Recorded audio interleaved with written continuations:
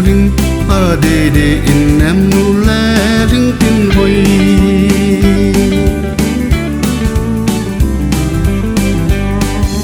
lên đằng na nu sang in na hỏi chung chôn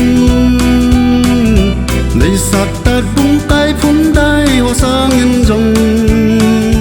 dài ron tăng tình mun lệ lấy con lồng bài lùm hoa dâu sẽ sáng in rong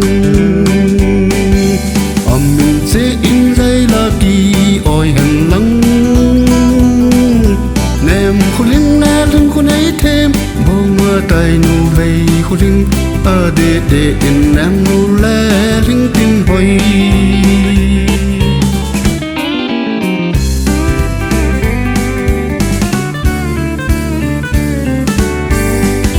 sắp mang tê hồ là ana hỏi chung chôn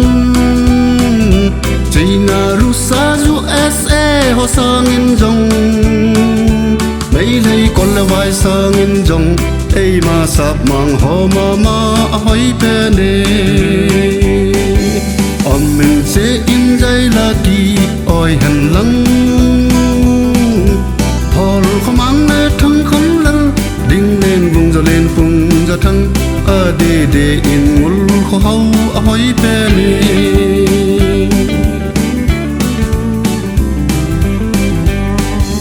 lên đằng la nu sang in na hỏi chung chôn tol bung ting pan go te giang hoa sang in rong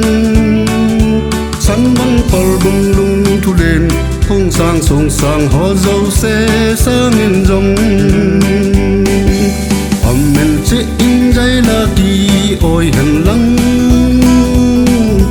tình khu tiếng lẽ kim nấy linh khum neng về làm thầy khô lâm kim hỏi tình xa về này kim